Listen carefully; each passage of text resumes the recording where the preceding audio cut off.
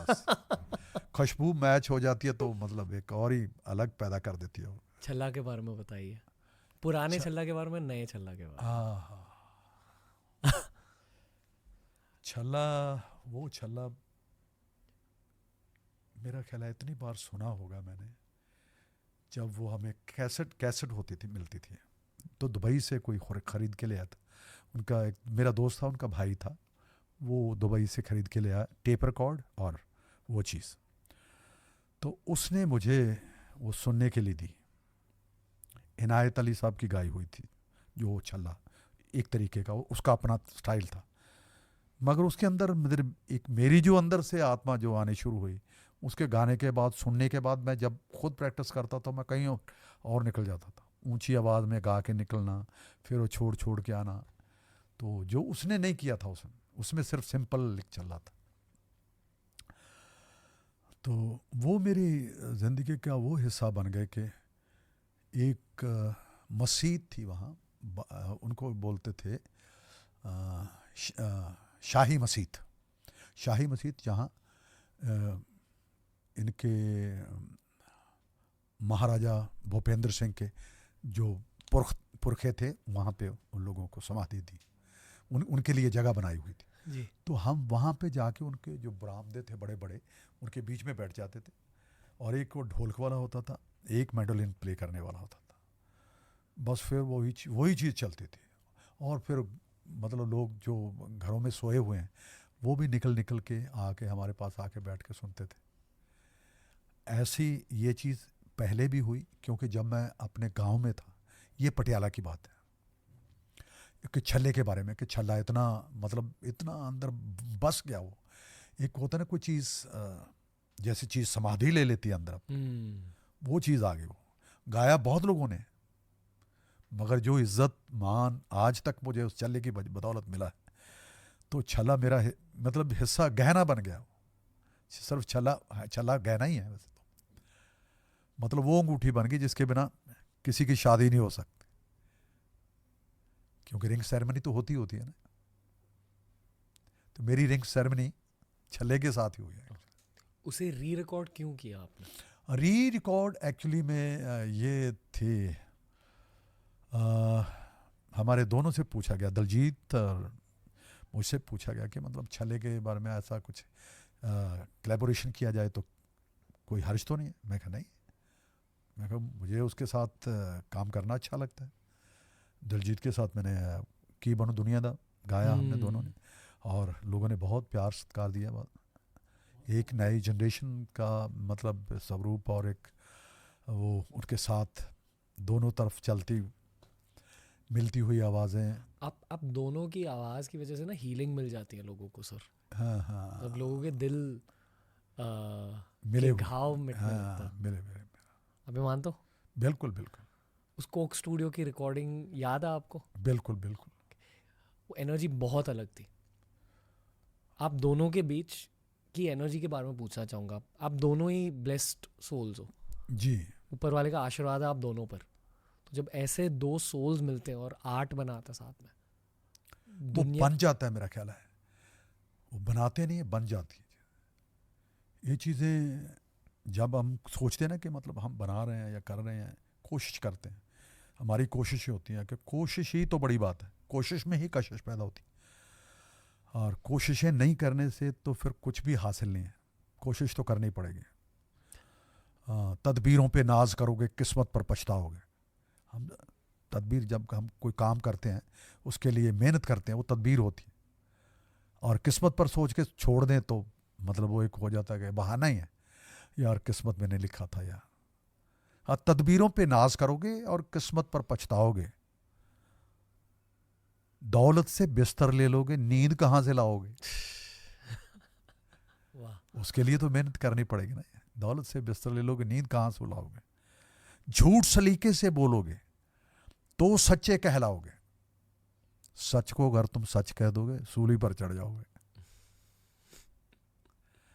आजकल हो रहा है पापा, जो सच की आवाज़ उठानी चाहता है उसको दूसरे दिन ही मतलब टक टक टक टक खबरें आनी शुरू हो जाती हैं, ये क्या बोल गया, क्या बोल दिया। सच को जज्ब करना, हजम करना, कि किसी के बस में नहीं है, वो पेशेंस रही नहीं है लोगों के पास। इसीलिए दंगे फसाद ये चीज़ें जो दुनिया में चल रहा है, ये सिर्फ इस कुदरत की बिगाड़ी से चल रहा है। ये भी पूरी नेचर ही है, मतलब अंदर यूनिवर्स ये पूरा है जी। प्रदूषण ही प्रदूषण है। वॉइस में जो नॉइस है, कितनी तरह की जंग चल रही है। और मेरा ख्याल है 3rd वर्ल्ड वॉर का जो न्योता, मतलब एक दूसरे को बहुत दुख होता है यार। सो हम बात से बात लेके पता नहीं कहाँ चले गए, नहीं मगर हम बात वही है कि ठहराव बहुत ज़रूरी है, बंदगी ज़रूरी है, मेल मिलाप प्यार मोहब्बत ज़रूरी है। सर मैं सोच रहा हूँ कि आप और दिलजीत पाजी आपस में क्या बात करते हैं जब आप दोनों मिलते हो एक दूसरे से? कि बात होती नहीं वो खामोश हो जाता है। खामोश, मैं पूछ नहीं सकता, वो पूछता नहीं, क्योंकि इज्जत मान सत्कार जो एक अपने सीनियर के लिए उसने रखा है, जो बनाया है, वो बहुत कम, मतलब क्योंकि बातचीत का सिलसिला तभी खुलता है जब मतलब आप भी बोले मैं भी बोलूं। वो खामोश हो जाता है, ऐसे बस प्यार से देखता रहता। ये बहुत बड़ी क्वालिटी है। और जो खामोशी बोलती है वो ज़ुबान भी नहीं बोल सकती। वाह। और उसको समझना, जो खामोशी को समझ गया वो तो फिर वही है शून्य में पहुंचने वाली बात। आप दोनों ने मिलकर आर्ट कैसे बनाया?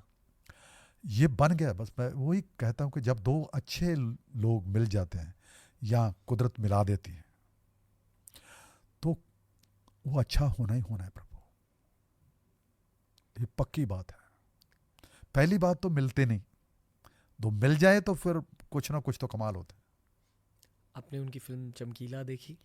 चमकीला मैं देख नहीं पाया उन दिनों में, बहुत ज़्यादा एक तो मैं थोड़ा पेनफुल रहा, मैं कुछ उन दिनों में बहुत ज़्यादा मेरे तकलीफ़ थी, मेरी बॉडी टूट रही थी, पता नहीं कि इंजेक्शनों की वजह से, जो वैक्सीन वगैरह लिए हैं उनकी वजह से वो चीज़ें हुई हैं।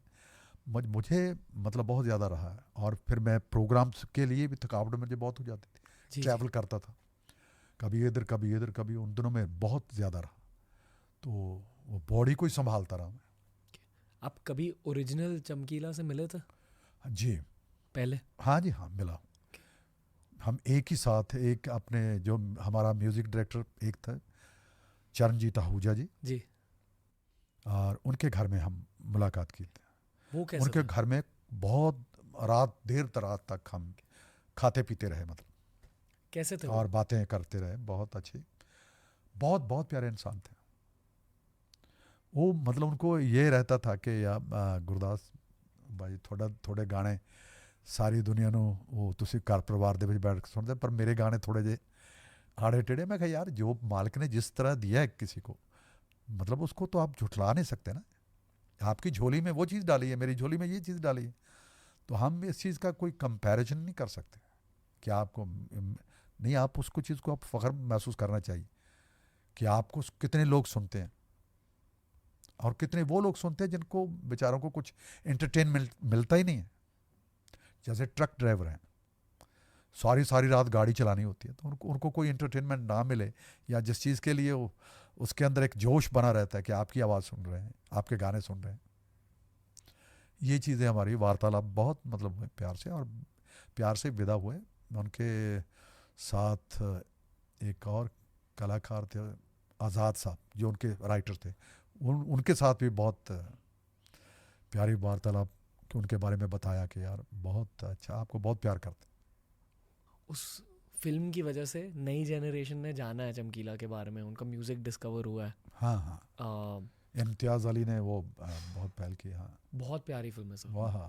वहाँ भी वो फ्लो स्टेट के बारे में बात करी है, उस फिल्म में दिखाया गया फ्लो स्टेट, कि वो कैसे लिखते थे गाने। हाँ, मैंने करण से भी पूछा था उस फिल्म के बारे में। ओजला से, हाँ जी। हाँ, उन्होंने कहा कि मुझे खुद की एक परछाई दिखाई देती है चमकीला में, हाँ, फिल्म में। क्या बात।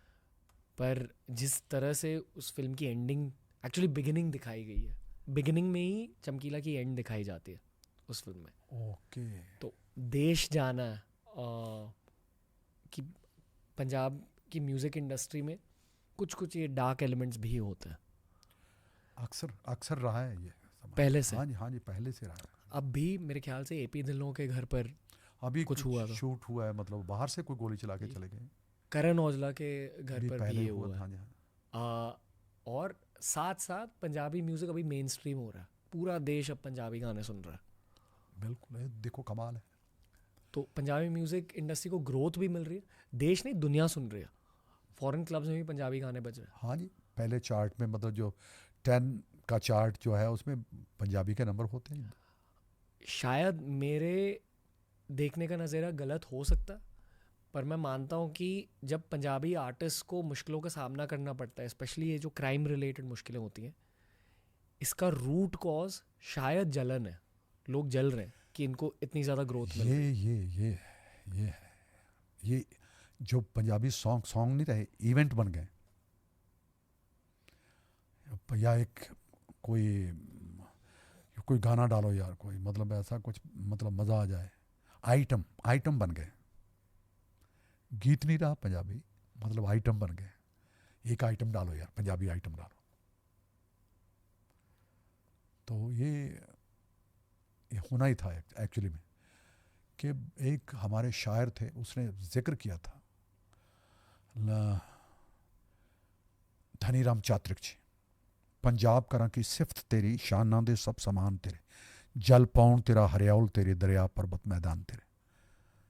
तू सिर साहिबान है अंबां दा, मसलंद मखमली कामां दी, चप्पे चप्पे ते फैल रही दौलत तेरे दरियावां दी। ये पंजाब की सिफत की हुई है। और लास्ट में कहता है कि तेरी माँ बोली जी करदा है कि मैं मतलब इस दुनिया तो जानो दिल नहीं का, पर उसने जिक्र किया है कि तेरी आवाज़ घर घर में जाएगी। माँ बोली की आवाज़, पंजाब तेरी माँ बोली की आवाज़ घर घर में जाएगी। और मेरा दिल नहीं करता कि मैं इस दुनिया को, इस पंजाबी को मैं, मेरा जान को दिल नहीं करता इस जहान को छोड़ने को, इस पंजाब को छोड़ने को दिल नहीं करता जब उनकी मौत का हो जाता, कि मैं नहीं चाहता कि मैं चला जाऊं इससे, कि तेरे से मेरा इतना लगाव हो गया, तेरी ज़ुबान से इतना लगाव है, पंजाबी ज़ुबान के बारे में इतना, मतलब उन लोगों ने लिखा था और घर घर पहुंची भी है। ये उसका मतलब एक दुआ थी उस कलाकार की, शायर की। तेरी माखियों मिठी बोली दी, हाँ मतलब मुझे याद आ रही है लाइनें। तेरी माखियों मिठी बोली, तेरी शहद से मीठी शीरी ज़ुबान है जो, तेरी माखियों मिठी बोली दी, जी करदियां सिफत न रजदा है। उर्दू हिंदी दियां साजां विच सुरताल तेरा पिया वजदा है। दरगाही सद्दे आ गए ने, दरगाही सद्दे आ गए ने, समान त्यार सफर दा है, पर तेरे बूहों हिल्लण नूं चातरिक दा जी नहीं करदा है। मेरा जाने को दिल नहीं कर रहा। तो आज उनके बोल पूरे हो रहे हैं, कमाल की बात है। उस शायर की जहाँ भी हैं वो, मतलब हमारे दिलों में राज करके गए हों और ऐसी चीज़ लिख के गए पंजाब के ऊपर, कमाल। यही है एक कलाकार को याद रखने का, उसको सजदा करने का, उसको अकीदत मतलब उनके लिए इतनी है। हम हर दिन पॉडकास्ट शूट करते हैं, जब भी मैं किसी पंजाबी आर्टिस्ट से बात करता हूँ, गुरु रंधावा, करण औजला, आप, गिप्पी ग्रेवाल सर, अब सारों के साथ बहुत मज़ा आता है, क्योंकि जो कहते हैं कि आपके इनर चाइल्ड बहुत जिंदा है, अंदर का जो बच्चा है किसी के दिल में, वो दिखाई देता है किसी के पॉडकास्ट सुन के। तो आप सारों में वो इनर चाइल्ड बहुत जिंदा है, और इस वजह से मुझे दुख होता है कि आप सारों को बहुत परेशान किया जाता है, और शायद पूरा देश भी यही सोच रहा है कि पंजाबी म्यूज़िक इंडस्ट्री हमारे देश के लिए इतना कुछ कर रही है एक इंटरनेशनल स्टेज पर शायद जलन की वजह से तवज्जो नहीं उनकी तरफ दी जा रही। हाँ जी, शायद जलन की वजह से, शायद पता नहीं सर। ये मुझे इस बात की ज़्यादा समझ नहीं है कि जब करण औजला भी आए थे, पूरी सिक्योरिटी लेके आए थे, जो भी सिद्धू के साथ हुआ, जो भी अब एपी के साथ हो रहा है, पूरा देश ये मानता है कि ये गलत है, पर इसका कोई सल्यूशन है इस पूरे सिचुएशन का? और आप सालों से यही सिचुएशन देख रहे हो। चमकीला सर की डेथ को भी आई थिंक ऑलमोस्ट 40 इयर्स हो चुके हैं। कितने जो स्टेज पे डांस करने वाली जो डांसर्स बेचारी रोटी रोजी उनकी मतलब नाच के गाना नाच के पैसे कमाना है, रोटी रोजी है, प्रोफेशन है, मगर उनको भी वहाँ पे क्योंकि दारू पी के लोग इतनी उस जगह पे पहुँच जाते हैं कि गोली चला देते हैं। क्यों? अगर थोड़ा सा भी बोल दे कि ये तो नाच करने वाली लड़की हमारे के साथ क्यों, ये यहाँ पे दुख होता है इस चीज़ के लिए। इसकी वजह सिर्फ जलन है, मेरा ख्याल है जलन ही रही है, जेलसी तो है ही है। और गाने बजाने में बहुत थोड़ा सा फ़र्क है, जब तक अदब ना हो, क्योंकि अदब के साथ सुनना, अदब के साथ बैठना, मुशायरा होता तो अदब ही काम आता है, आदाब कहते हैं। ये अदब की कमी है प्रभु, हम कलाकारों को कंजरी समझते रहे, ये बस गाने बजाने वाले हैं, ये गाने बजाने वाले हैं। आपके लोगों के, आपके बच्चों को एंटरटेन कर रहे हैं, वो आपकी मुश्किलों का हल कर रहे हैं, वो समाधान कर रहे हैं आपकी, जो दिन ब दिन आपके लोगों की जो दिमाग में फतूर चल रहे हैं, आपके काम काज का आपके ऊपर बोझ है, उसको हल्का कर रहे हैं। आपको उनको रात को कान लगाकर ध्यान लगाकर सुनते हो, प्यार करते हो उनको, चलती चलती गाड़ी में आप, ताकि हमें नींद ना आ जाए तो आप उनको उसके गाने बजा के सुनते हो। तो उनके लिए जब वो सामने आ जाते हैं, यार उनको अदब तो दो ना यार, तो आप उनको सुनते ही मतलब दारू पी के सुनना है, अदब से नहीं सुन सकते, वैसे नहीं सुन सकते, क्यों? पी के कुछ और मज़ा आएगा। पर ये भी थोड़ी जी हमारे कलाकारों की भी थोड़ी वही है कि गाने भी वैसे ही गाए हुए हैं। जब आप बात करते हैं बंदूक की, बात करते हैं शराब की, तो बात करते हैं अब कि उड़ा देंगे, ये कर देंगे, वो कर देंगे, तो फिर दूसरे भी उनके ऊपर असर करता है गीत, जो बोलते हैं उसका असर होता है। तो हमारे कहते थे कि यार कोई भी कलाकार है जो मुझे मतलब जिन लोगों ने, उस्तादों ने मतलब चलते चलते सीखने को तो नहीं मिला, मगर जो चलते चलते उस्ताद लोग बात कर जाते हैं कि मिर्ज़ा कभी स्टार्ट में नहीं गाना चाहिए। मिर्ज़ा साहिबा, कोई भी गीत है, आपने कोई आप उस परमेश्वर के नाम से गाओ, ध्यान लगा के, जैसे मतलब एक आराधना करके कोई गाता है कि अपने अपने इष्ट देव का नाम लेता है, उससे शुरू करो और गाते जाओ। और ये जो चीज़ें हैं जैसे मिर्ज़ा वाले, ये चीज़ें बाद में गाओ। पहले मिर्ज़ा गा दिया तो लड़ाई होनी होनी है, क्योंकि गर्म है, राग ही गर्म है, तिलंग। तो हर राग की अपनी तासीर है, कोई ठंडक देता है, हाँ, कोई अंदर जोश भर देता है। तो जितनी वार गाई गई हैं, वार मतलब ये लड़ाई नहीं, वार बनी उन योद्धाओं के ऊपर है, तो जब उनको गाना तो जोश में गाते हो, तो वो फिर उसका असर तो होता ही है, एनर्जी फिर चल जाती है बाबा। अपना स्वरूप है, अपनी तस्वीर है, तो गीत को उसी तरीके से ही लेना चाहिए। इसीलिए मैं कहता हूँ कि हर आदमी को जब सुनना है, कलाकार को सुनना है, तो यार बाअदब होकर सुनो, उनको मान सम्मान, यही उनका मान सम्मान है। कई दफ़ा तो उनको वहाँ पे गाली गलोच हो जाती है। सभी आर्टिस्ट जितने भी हैं, मतलब उनके साथ हुआ होगा बहुत बार, हमारे साथ पहले हुआ, किसी की फरमाइश हमने नहीं पूरे पे, तो उसने चला के बियर की बोतल स्टेज पे मारी, मगर हमने शो नहीं बंद किया कभी कि यार अभी लड़ाई होगी, अभी कुछ होएगा, नहीं। यकीन ही इतना था, जब तक दोबारा उनको चार्ज नहीं कर लेते, उसी जगह पे उस मुकाम पे नहीं छोड़ते, तब तक हमें मज़ा नहीं। कभी भी हमने इस करके बंद नहीं किया कि यार हल्ला गुल्ला हो गया, अब प्लीज़ आप बंद कीजिए, प्लीज़ अभी बंद कर दीजिए। मैं कहा यार प्लीज़ आप बैठे रहिए। प्रमोटर्स कभी आते हैं कि मैं कहा कुछ नहीं होगा, भाई यकीन से बैठ जाइए। ऐसी बातचीत शुरू होती है, तो उस बातचीत को वो पकड़ लेते हैं, वो दूसरा समझा देता है यार सुनो तो सही यार, गीत ऐसा आ जाता है आगे, फिर उनके साथ जुड़ जाता है, उनके माँ बाप के साथ जुड़ जाती है कहानी, तो एक फ्लो बनते बनते बनते बनते एक वो सक्सेसफुल शो होता है वो, जिसमें कभी शुरू में कुछ ऐसी गड़बड़ होगी ना, मुझे वो लग जाता है कि आज कुछ बड़ा होने वाला है। गुरदास मान की अच्छाई की वजह से वो आगे बढ़े।